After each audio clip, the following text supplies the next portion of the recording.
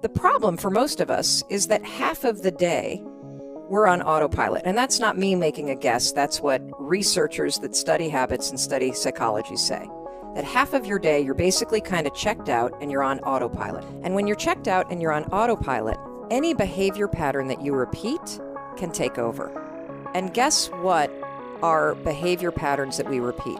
Thinking patterns. Self-doubt, worry, procrastination, overthinking, analysis paralysis, fear.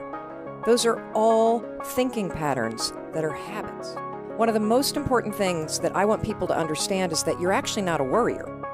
You have a habit of worrying. Big difference. You're not a procrastinator. You have a habit of procrastinating. Big difference.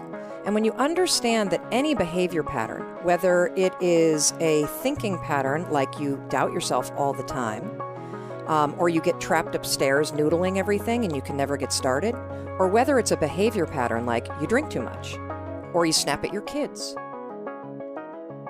Every one of those behavior patterns and thinking patterns can actually be interrupted and replaced using science. Now, let's talk about the second part of the brain. Drive. That's this puppy right here. This is what you want. This is your prefrontal cortex. Drive is the mode where you're in charge of your thoughts, okay? It's where you are fully awake, you are present, and you are driving your thoughts and actions. When you're doing that, your prefrontal cortex is active.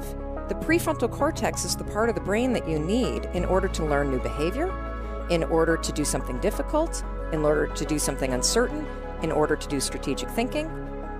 So the thing that's cool about that is that you can use a simple trick. The moment you feel yourself hesitate, the moment you've got one of those moments where you know that you need to, this is that moment that Lewis talks to you about where you got to step outside of your comfort zone and you've got to lean into your passion and you've got to really take some risks and you got to feel the fear and you got to do it anyway. That's the moment where you just woke up and now you got a decision to make.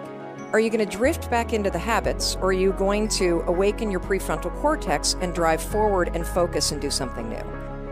And so the work that I've been doing and speaking about is all about the 5-second rule, which is a trick that I invented by mistake that helps you manually switch, no joke, your brain.